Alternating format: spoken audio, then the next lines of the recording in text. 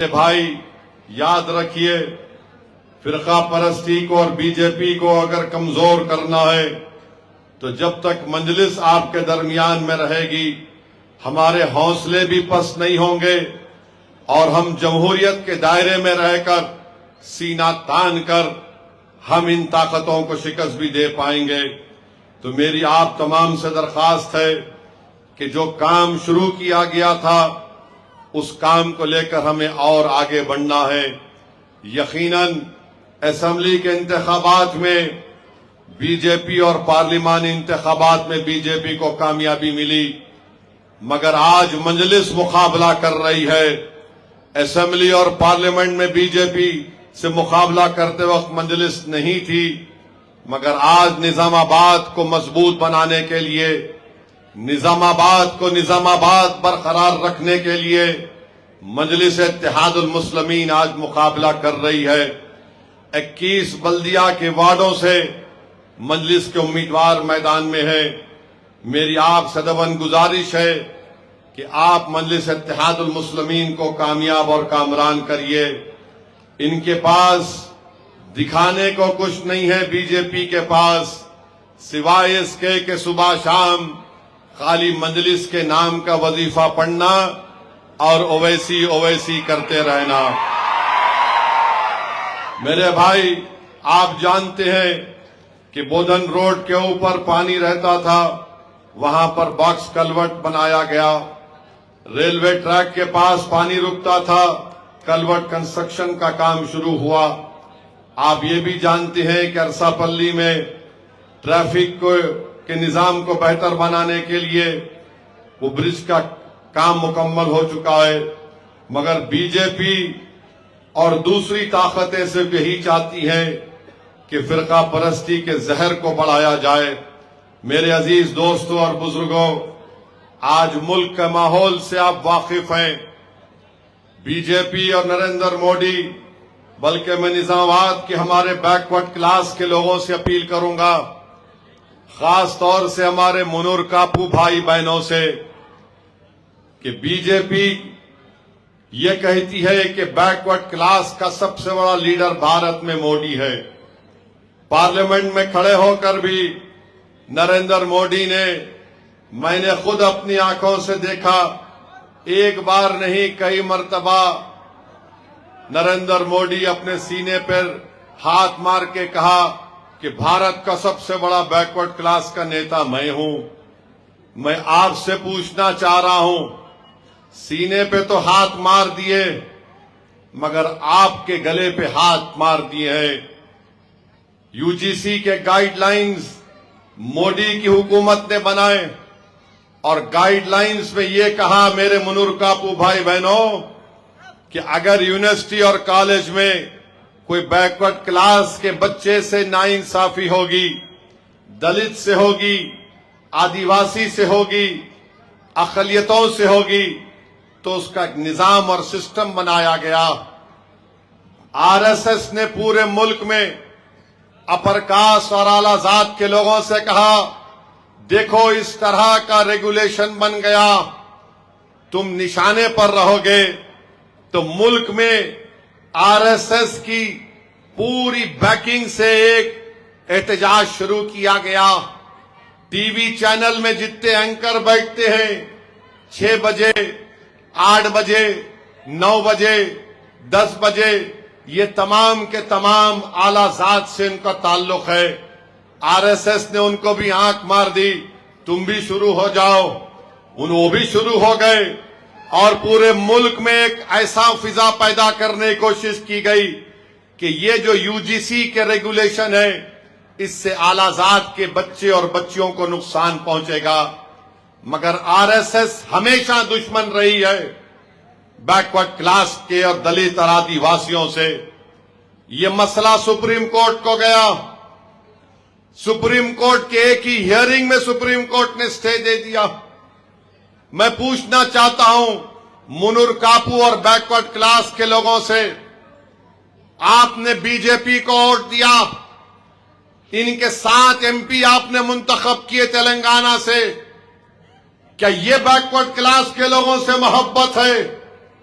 कि supreme court में जो रेगुलेशन यूजीसी ने बनाया उसके ऊपर स्टे सुप्रीम कोर्ट दे दी, तो क्या ये मोदी हुकूमत की नाकामी नहीं है? और क्या यूनिवर्सिटियों में बैकवर्ड क्लास, दलित, आदिवासी बच्चे और बच्चियों से नाइंसाफी नहीं होती? क्या हम भूल गए कि हैदराबाद सेंट्रल यूनिवर्सिटी में रोहित वेमुला की मौत कैसे हुई थी? महाराष्ट्र में एक मुस्लिम बच्ची आदिवासी है, डॉक्टर है, कैसे उसकी मौत हुई थी? मैं पूछना चाहता हूं बीजेपी वालों से, बताओ, तुम रोज हमको गाली देते हो, मगर तुम बैकवर्ड क्लास का नाम लेकर उनका वोट तो हासिल कर लिए। यूजीसी के रेगुलेशन का सुप्रीम कोर्ट ने स्टे कैसे दिया? क्या कर रहे थे मोदी हुकूमत के वकील? अरे वक्फ का काला कानून बना, सुप्रीम कोर्ट ने स्टे दे दिया, उस कानून पर स्टे दिया। तुमने यूजीसी के रेगुलेशन निकाले, सुप्रीम कोर्ट ने उस पर स्टे दे दिया। ये कौन सी मोहब्बत है? तो बैकवर्ड क्लास के लोगों को, हमारे दलित भाइयों को ये समझने की जरूरत है कि बीजेपी, आरएसएस को अदर बैकवर्ड क्लास से मोहब्बत नहीं है, इनको हमेशा मोहब्बत थी तो आला जात के लोगों से। ये कभी भी नहीं चाहते कि वरना सिस्टम में डिस्टर्बेंस पैदा हो जाए। मैं गुजारिश करता हूं तेलंगाना के बैकवर्ड क्लास के लोगों से कि इस आने वाले बल्दिया के इलेक्शन में आप अपने वोट का सोच समझकर इस्तेमाल करिए। मैं दलित भाइयों को याद दिलाना चाहता हूं, अगर यही सिलसिला रहेगा तो कहीं कल SC/ST एक्ट पर स्टे ना लग जाए। और फिर मैं जो बात कह रहा हूं, हमारे दलित भाइयों को बताना चाहूंगा, बीजेपी वालों को बता रहा हूं, चैलेंज कर रहा हूं, मुझे गलत साबित करो।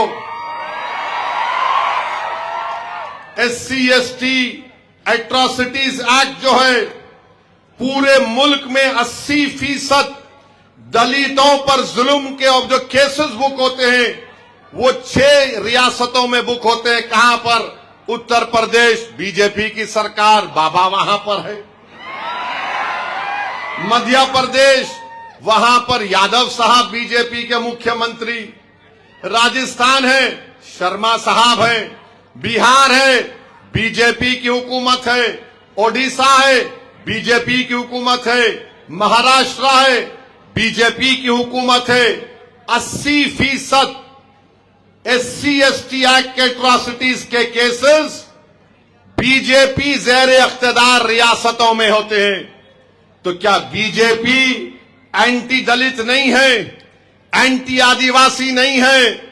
इसका फैसला ये आदादो शुमार बता रहे हैं। हम नहीं चाहते कि निजामाबाद में किसी किस्म से भी हमारे दलित आदिवासी भाइयों पर कोई जुल्म हो। हम एक पुरअमन निजामाबाद चाहते हैं और उसके लिए कोशिश करते रहेंगे। आप बताइए क्या हो रहा है?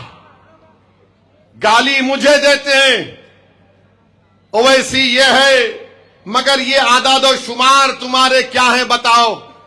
मेरे अजीज दोस्तों और बुजुर्गों, आसाम का चीफ मिनिस्टर है हेमंत बिस्व शर्मा, उनका नाम है।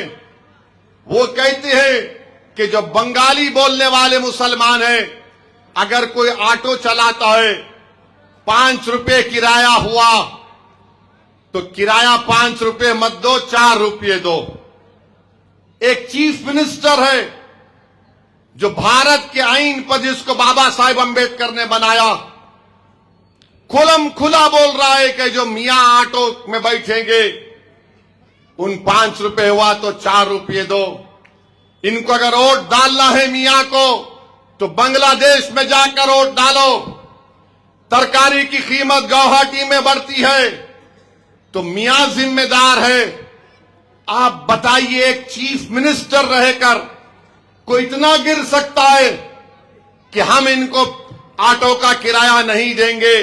क्या किसी के पास 1 रुपए के 2 कॉइन है? यहां पर है? लाओ।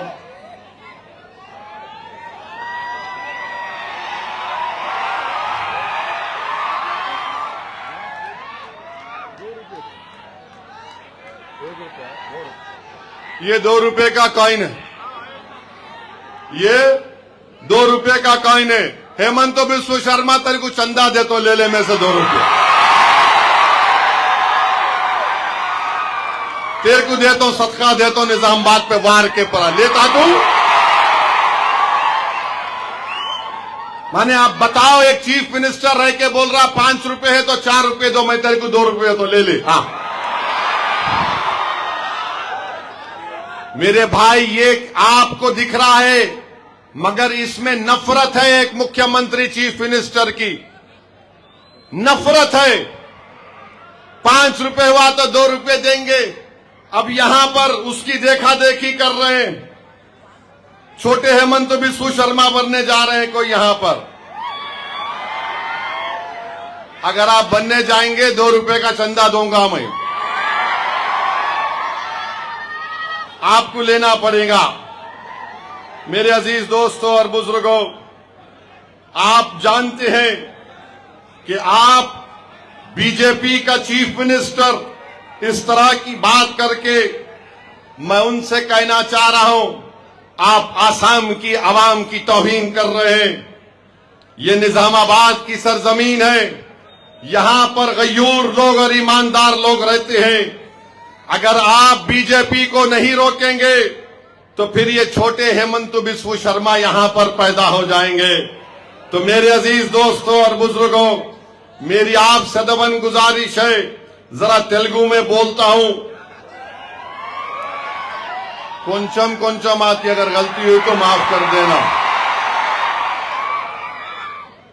నిజామాబాద్ యొక్క హిందువులు నా సోదరులు, నిజామాబాద్ యొక్క ముస్లిములు నా సోదరులు, అందరూ భారతీయులు నా సోదరులు।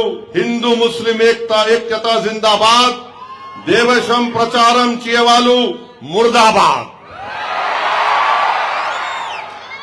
माने उर्दू में अगर अच्छा बोले तो निजामाबाद में हिंदू और मुसलमान भाई है, पूरे हिंदुस्तानी भारतीय हैं। हिंदू मुसलमान इत्तेहाद जिंदाबाद, और नफरत फैलाने वालों तुम्हारी फुला फुला की मुर्दाबाद मुर्दाबाद। ये आपको पैगाम देना है। आज आप देखते हैं कि दिखाने को कुछ नहीं है। 11 साल से मोदी के पास, 11 साल से रख लो, में आया तो दे देंगे उसको। 11 सुनो अभी, अरे पूरा गेम बदल देंगे निजामाबाद में, पूरा गेम बदल देंगे इंशाअल्लाह ताला। तुम क्या बात कर रहे हो? 11 साल से, हाँ 11 तारीख को क्या होगा? पूरा गेम बदल देना 11 तारीख को इंशाअल्लाह ताला। ज्यादा बोले कि बोलना, लेता 2 रुपए का चंदा ले भाग। 11 साल से बीजेपी इख्तिदार पर है। ये मुल्क समझ रहा था कि यहां पर एतमाद आम होगा, मगर मोदी, अरे बैठो यारो तुम अभी, अरे 11 कूटना है प्यारे, अभी बैठो, बैठो। हैदराबाद के 50 किलोमीटर दूर मालूम हुआ भोन यादाद्री में शेर फिर रहा करते, तो फारस वाले फोन करके पूछे, मीडिया वाले बोले साहब शेर फिर रहा। बोला हाँ, मेरे इलाके में आते, बहुत आते। यहाँ का बगैर दुम का है, उन्हें हालिन का, हालिन। 11 साल से एतमाद नहीं बहाल किया गया, बल्कि शक को आम कर दिया गया। सच्चाई को खत्म किया गया और झूठ को आम कर दिया गया। इस मुल्क की आबादी का 60% आबादी नौजवानों पर मुश्तमिल है। 40 साल से कम उम्र की आबादी है। आज बताओ, बीजेपी ने नौजवानों को कोई नौकरी दी? नहीं दी।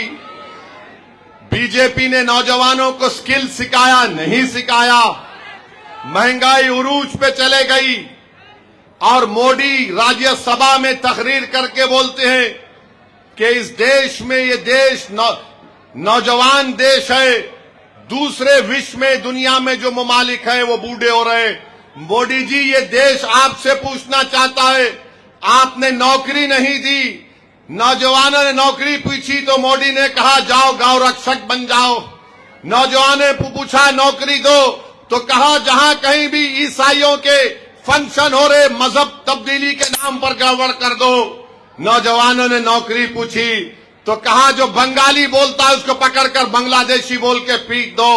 नौजवानों ने नौकरी पूछी तो कश्मीर से जो गरीब आकर अपना कारोबार करता है भारत में, उसको मारो और पीटो। मेरे अजीज दोस्तों और बुजुर्गों, ये 11 साल का रिकॉर्ड है। बीजेपी का रिकॉर्ड ये भी है कि ओडिशा में बीजेपी की हुकूमत बनी, वहां पर एक ईसाई पादरी के मुंह में गोबर डालकर, उसके सर पे सिंदूर लगाकर, गले में जूतों का हार पिनाकर उसको मारकर उसके गांव में फिराया गया। ओडिशा में बीजेपी की सरकार है, मुसलमान है मकानदार मोहम्मद, गाड़ी में जाता है, उसको उतार कर मारकर जबर मजबूर किया जाता है नारा बोलने के लिए। और फिर उसकी बैठो बैठो बैठो बाबू बैठो, 6 फुट 2 इंच का आदमी है, मोदी को भी दिख जाता हो तुम, बैठो। अब तुम लोग खड़े हो गए, अब क्या होता कि 11 को अब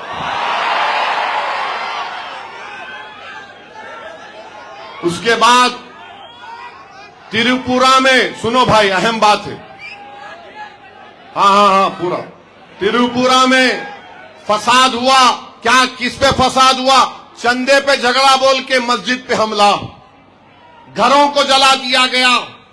त्रिपुरा में सिर्फ 8% मुसलमान वहां पर रहते हैं, छोटा नॉर्थ ईस्ट का स्टेट है। हिमाचल प्रदेश में बीजेपी की सरकार है, 22 साल का एंजल नामी आदिवासी बच्चा, उसको ये संघ परिवार के लोग इतना मारे कि वो बच्चा MBA कर रहा मर गया। उसका बाप कौन था? उसका बाप BSF का सिपाही था, उसका बाप हमारी सरहदों की हिफाजत कर रहा था। और हम बदबख्त हैं कि जो हमारी सरहद पर ठहर कर हमारी मुल्क की हिफाजत कर रहा था, हमने उसके बेटे को नहीं बचा सके। बताओ आप क्या हो रहा है हमारे देश में। हर जगह पर एक एक नए चीजों को शुरू किया जाता है।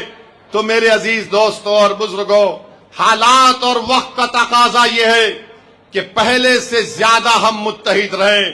और ये बीजेपी RSS वालों जो देशभक्ति की बात करते हैं, राष्ट्रवाद की बात करते हैं, भारत से मोहब्बत की बात करते हैं, झूठ बोलते हैं ये लोग।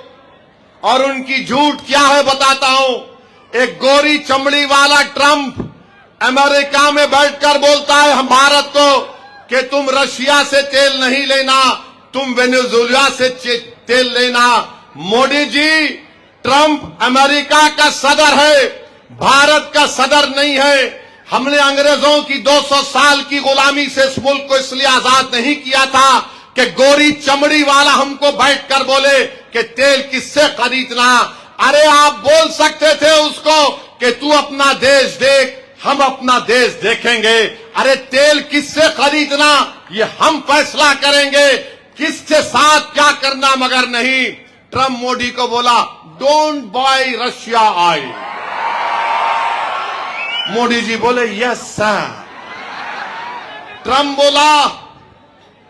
बोला कि छाबार पोर्ट में आप इन्वेस्ट नहीं करना।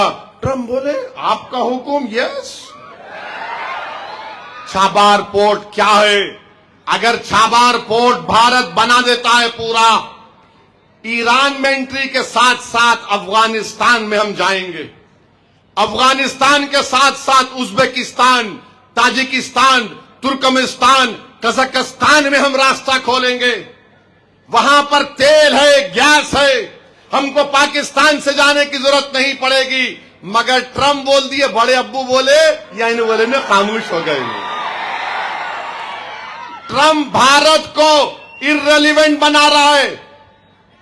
और हम आपका राष्ट्रवाद यह है, ट्रेड का एग्रीमेंट करे, अमेरिका से सामान आएगा 0% टैरिफ, भारत से सामान जाएगा 18% टैरिफ। तो बीजेपी वाले बोल रहे हम जीत गए जीत गए जीत गए। वहां से सामान आ रहा 0%, यहां से जा रहा 18%। अभी डिटेल्स नहीं आए, नहीं मालूम इसका कैसा असर पड़ेगा भारत के किसानों के ऊपर। मैं पूछना चाहता हूं, यह आपका राष्ट्रवाद है बीजेपी आरएसएस वालों?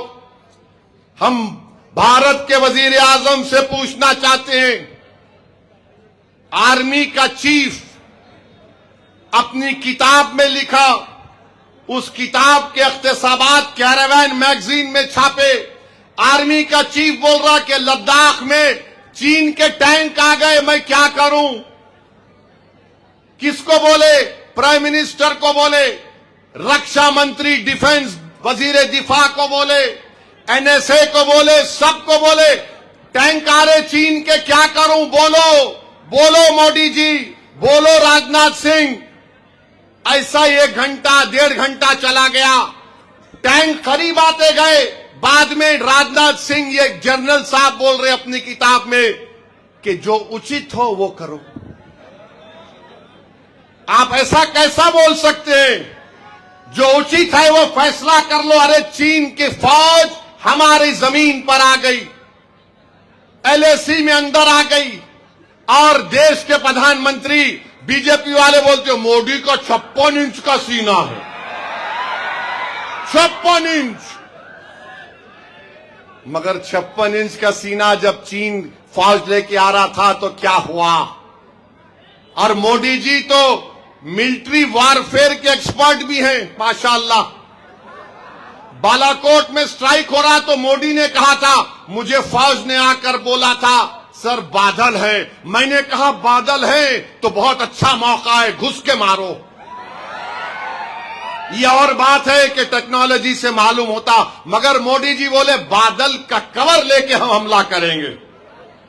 आप जब इतने एक्सपर्ट हैं तो बताओ बीजेपी आरएसएस वालों, ये आपकी देशभक्ति है, ये आपका राष्ट्रवाद है कि चीन हमारी जमीन पर आकर बैठ गया? ये मैं नहीं कह रहा हूं, आर्मी चीफ कह रहे हैं। और फिर इस सरकार ने एक मशहूर मैगजीन है इकोनॉमिस्ट, उसके नुमाइंदे को लेकर लद्दाख को गए, वो आकर लिखता है कि चीन भारत से 4 गुना ज्यादा इंफ्रास्ट्रक्चर का काम लद्दाख में कर दिया। बताओ ये तुम्हारी देशभक्ति है? बात करें कि हमको बोलते नेशनलिज्म, देशभक्ति, अरे चीन का मामला आया तो तुम खामोश हो गए। और मैं निजामाबाद में खड़े होकर बीजेपी के लोगों से बोल रहा हूं, जिस तरह वेनेजुएला में अमेरिका की फौज घुसकर वहां के सदर को उठाकर लेकर चले गए, मोदी जी हम आपसे कह रहे हैं, जो मुंबई में पाकिस्तान से दहशतगर्द आकर कई भारत के लोगों को मारे, निजामाबाद के बच्चों को नहीं मालूम होगा, जब मुंबई पर पाकिस्तान के टेररिस्ट हमला कर रहे थे, वीटी स्टेशन के ऊपर निजामाबाद की एक हमारी बेटी नई दुल्हन बन के गई थी, उसको वहां पर गोली मारकर उस बच्ची को शहीद कर दिया गया था। मोदी जी, निजामाबाद की आवाम आपसे कह रही है कि पाकिस्तान में घुसकर हाफिज सईद को और वो जैशे मोहम्मद के वो गिड्डे को पकड़ कर लेकर आओ, भारत में लाओ, लाकर उन पर केस चलाओ। आप करेंगे मोदी जी? आप करेंगे मोदी जी? करना पड़ेगा। अगर अमेरिका कर सकता है वेनेजुएला में घुसकर, आप अपनी फौज को भिजाओ, तभी जाकर पाकिस्तान से आतंकवाद खत्म होगा, वरना ये पाकिस्तान भारत के लिए एक नासूर बन चुका है। जिस तरह पहलगाम में 20 लोगों को मजहब पूछकर गोली मारी गई, जब अमेरिका वर्ल्ड ऑर्डर को खत्म कर सकता है तो भारत के प्रधानमंत्री से असदुद्दीन ओवैसी मुतालबा करता है, भिजाओ पाकिस्तान को, लश्कर तैयबा के लोगों को उठाकर लाओ। जो 9/11 का वाकये में 26/11 का जो वाकया मुंबई में हुआ था, जब तक हम ऐसा नहीं करेंगे टेररिज्म रुकने वाला नहीं है पाकिस्तान से। मोदी जी आप करेंगे? बीजेपी वाले आप करेंगे? तो मेरे को बोलेंगे तुम करते थे क्या? अरे प्यारे, हम क्या क्या कर सकते वक्त बताएंगा इंशाअल्लाह। मगर बीजेपी वाले नहीं जानते, अंग्रेजों के खिलाफ बगावत बुलंद करने वाला काला पानी का पहला मुजरिम कौन था?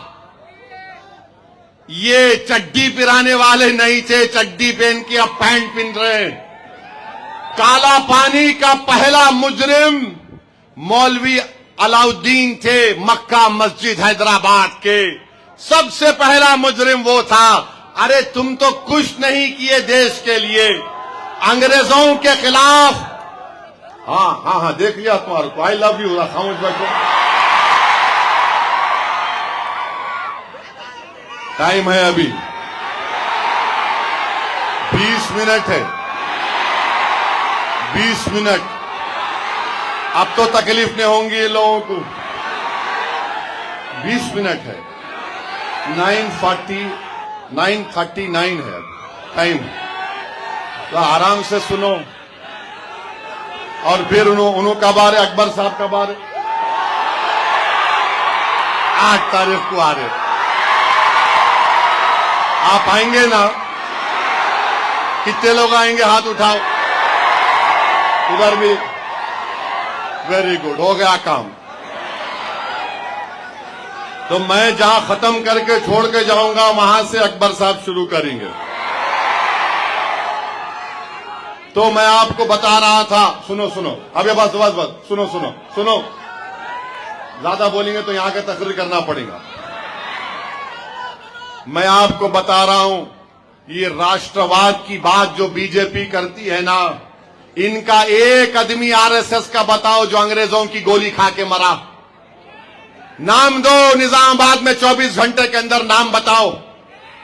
एक भी नाम नहीं दे सकते। सुल्तान हैदराबाद में जो वुमेन्स कॉलेज है, उसके ऊपर तुर्रेबाज खां की लाश 6 दिन तक लटकती रही। तुर्रेबाज खां कौन थे? इनके चचा थे, मामा थे, कुछ नहीं थे। एक आदमी नहीं बता सकते ये लोग। हां, इनके हेगडेवर जेल को गए थे। अरे बैठो यारो, बैठो, बैठ जाओ बाबा, बैठ जाओ, छोड़ दो।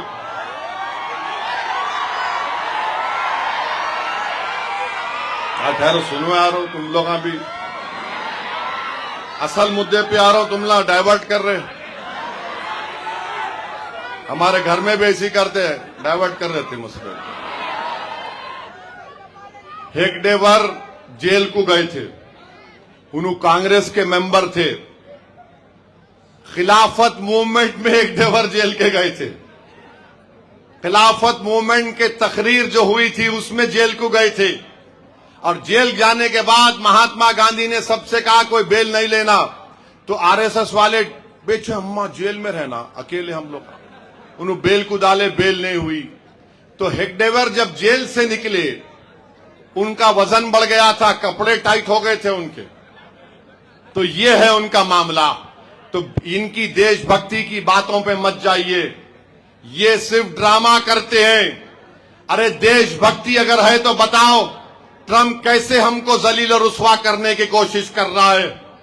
अब तो चीन के ताल्लुक से आर्मी का चीफ अपनी किताब में लिख रहा है, उसके बारे में बताओ आप, हम क्यों चीन का नाम लेने से डरते हैं।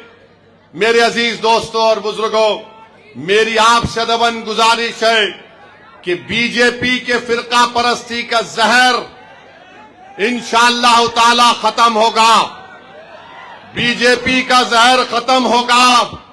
11 साल से बीजेपी कुछ नहीं करी देश के लिए, सिवाय ऐलानात करो और कुछ नहीं मिला। चीन हमको घेर लिया। अरे हद तो ये हो गई। अरे राष्ट्रवाद की बात करने वालों, ये तो बताओ कि T20 का वर्ल्ड कप भारत है उसका मेजबान, और वो छोटा पाकिस्तान, वो बेकार पाकिस्तान की टीम आके बोल रही कि इंडिया से नहीं खेलेंगे। अबे तुम बोलना था चल आना, नहीं भाग, नहीं खेलना है तो कैसा आता यहां पे? नहीं खेलना हमको बोल रहा है और आप लोग खामोश बैठ के सुन रहे। मगर किस पे बोलेंगे?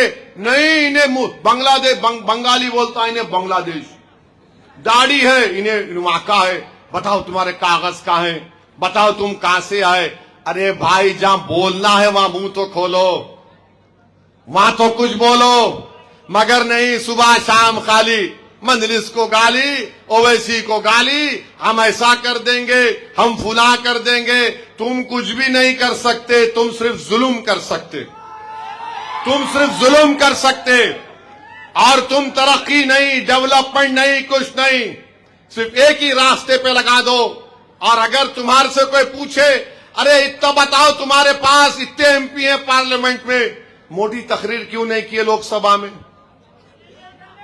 तकरीर ही नहीं किए, तकरीर नहीं किया उन्होंने। बाद में मालूम हुआ कि उनको मालूम हुआ कि कुछ हो जाता हूं, कैसा होता? कुछ भी नहीं होता। बहरहाल मेरे अजीज दोस्तों और बुजुर्गों, ना वो छोड़ दो, वो देख लेंगे अपन। मैं आपसे बता रहा हूं, मजलिस-ए इत्तेहादुल मुस्लिमीन बिहार का इलेक्शन लड़ रही थी। बिहार का इलेक्शन लड़ते वक्त ये नाम निहाद सेकुलर पार्टियां बोले नहीं नहीं नहीं जीतते, नहीं जीतते। हम बोले जीतेंगे और अल्हम्दुलिल्लाह मजलिस के 4 एमएलए को तोड़ लिया था। मजलिस उसी जगह से अपने एमएलए को मुंतखब कराई। 5 एमएलए मजलिस के कामयाब हुए। समाजवादी पार्टी का अखिलेश यादव अपने 6 एमपी को बिहार भिजा दिया और उनको एक ही बोला सुबह शाम मजलिस को गाली दो, सुबह शाम दो। हम बोले 2 गाली दो, फिक्र नहीं हो हम करते। मगर सीमांचल की आवाम ने बता दिया कि तुमने 4 को तोड़ा, मगर जो रिश्ता मजलिस ने सीमांचल की आवाम से जोड़ लिया, आवाम ने और अल्लाह सुब्हाना व तआला ने उस आवाम के जरिए से दोबारा 5 कामयाब हो गए। तो हमको बोलना शुरू करे नहीं ओवैसी जो है मजहबी बातें करता है तकरीर में। अरे दीवाने, जुदा हो जो दीन से सियासत तो रह जाती है चंगेजी, समझे ना? अगर तुम्हारे मुंह में जबान है, तुम गूंगे हैं तो मैं क्या करूं? तुम बोल नहीं सकते। कांग्रेस 60 सीट पर लड़ी बिहार में, कितने जीती? 6। तेजस्वी राजद वाले लड़े करीब 130-40, उन्होंने आ गए 40 पे। हम तो बोले थे हाथ मिला लो, अलायंस कर लो, मगर आप तैयार नहीं थे। इलेक्शन हारने के बाद हम लोग क्या बोलते दक्षिणी जबान में, लोतरंडी शुरू कर दी। नहीं नहीं नहीं नहीं, अरे कब तक तुम रोंगे? मम्मी मम्मी मेरा खिलौना लेके भाग गया मजलिस वाले। तुम खेल समझ ही नहीं रहे हो। पूरे बिहार में बीजेपी बोल रही थी ओवैसी को वोट मत दो, गठबंधन बोल रहा था ओवैसी का जनाजा निकाल देंगे। मगर अल्लाह ने जो इज्जत से नवाजा, अल्हम्दुलिल्लाह हम बिहार जीत गए। महाराष्ट्र को इलेक्शन लड़ने गए, वहां पर बोले औरंगाबाद में नहीं, कुछ नहीं होगा, मजलिस के खिलाफ माहौल है, औरंगाबाद मजलिस का गढ़ नहीं है, फुला हो जाएगा। औरंगाबाद भी हमने मेहनत की और फिर उसका नतीजा आपके सामने है। फिर आओ सुनो, मुंबई में अखिलेश यादव ने हमारे खिलाफ अपने 6 एमपी को भिजाया था। हमने कहा 6 का जवाब बलाला देगा। मैंने कहा बलाला साहब जाइए, शिवाजी मानकुंड में समाजवादी पार्टी का एमएलए है, 8 वार्ड है वहां पर। मजलिस ने मेहनत की। एक नौजवान अतीक जो 12,000 वोट से एमएलए का इलेक्शन हार गया, 8 में से 6 वार्ड मजलिस जीती, जिसमें एक हमारे दलित भाई उबाले साहब। मुंबई में 8 म्युनिसिपल कारपोरेटर जीते, सब परेशान, अरे आखिर ये क्या हो रहा है? मुंबई में 8 आ गए, मुंब्रा में 6 आ गए, और फिर औरंगाबाद जो मजलिस का किला है, जिस तरह निजामाबाद मजलिस का किला है और रहेगा इंशाअल्लाह ताला। औरंगाबाद में 33 जीत गए, 33। शिंदे हमसे कम, कांग्रेस हमसे कम, शरद पवार हमसे कम, सब बोल रहे आखिर है क्या?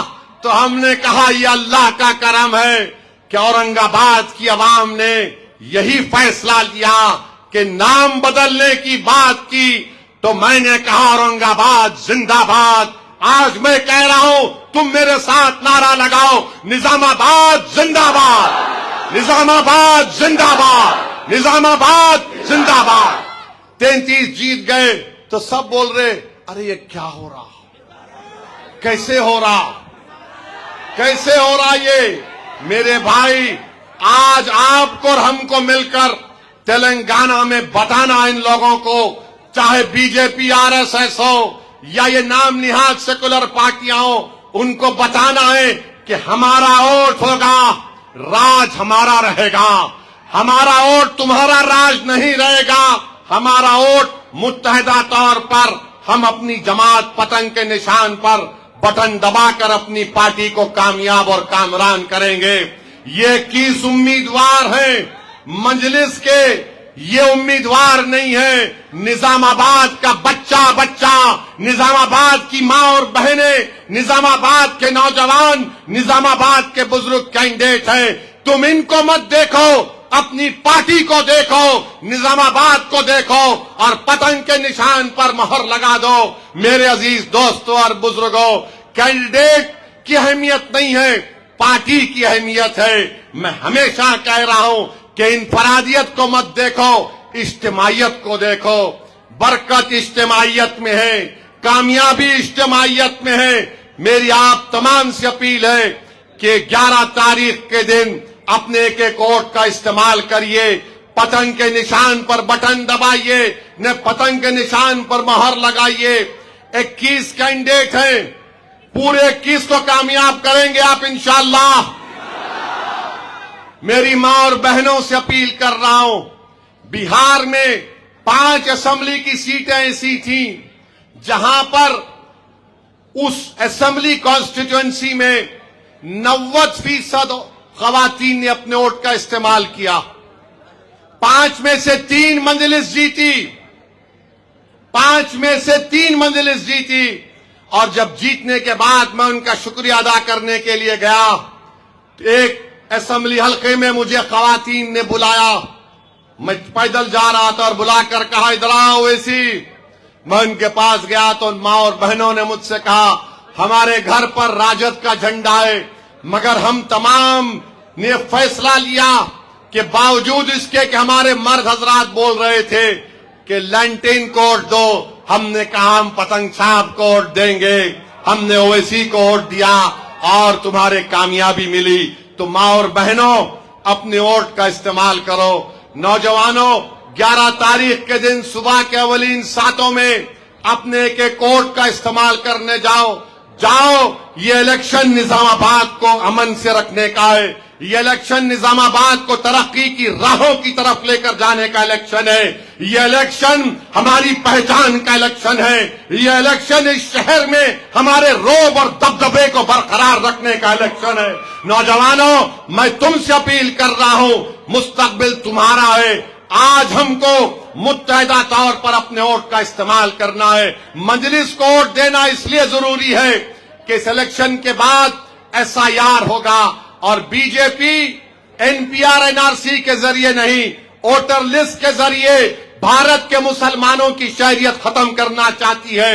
आपका नाम वोटर लिस्ट में है तो दबाकर अपना वोट डालो, ताकि दुनिया को मालूम हो जाए कि वोटर लिस्ट में मेरा नाम है, मैंने अपना वोट का इस्तेमाल किया। SIR होगा तो मजलिस पूरी रहबरी करेगी, मगर अभी से हमको तैयारी करना है। मैं निजामाबाद के मसाजिद के तमाम जिम्मेदारों से अपील कर रहा हूं, तेलंगाना के तमाम मसाजिद के जिम्मेदारों से अपील कर रहा हूं कि हर जुमे में खुतबे से पहले SIR पर 2-3 मिनट बोला जाए, मैपिंग सही तरीके से हो। 2002 की वोटर लिस्ट में अगर अब्बा या दादा का नाम है वो बकायदयात अल्हम्दुलिल्लाह उनका नाम लो और प्रोजनी सर्टिफिकेट हासिल करो। बर्थ सर्टिफिकेट अगर नहीं है बनाओ, पासपोर्ट बना सकते बनाओ, एसएससी का सर्टिफिकेट है तो तैयार रखो। इंशाअल्लाह ताला पूरी रहबरी मजलिस करेगी। उत्तर प्रदेश में बीजेपी के लोग फॉर्म 7 डालकर मुसलमानों के नामों को डिलीट करवाना चाहते हैं, तो निजामाबाद की आवाम, तेलंगाना की आवाम से ओवैसी अपील कर रहा है कि जो जेन्युइन वोटर है एसआईआर में अपना नाम लिखवाइए। बीजेपी आरएसएस को अपनी साजिश में नाकाम करिए, उनको कामयाब होने मत दीजिए। तो मैं आपसे अपील कर रहा हूं, 11 तारीख को निजामाबाद के आसमानों पर, 11 तारीख को निजामाबाद के घरों में, 11 तारीख को निजामाबाद के सड़कों में, निजामाबाद के हर एक की जबान पर क्या होगा, निजामाबाद की आवाम क्या करेगी और हम क्या करेंगे।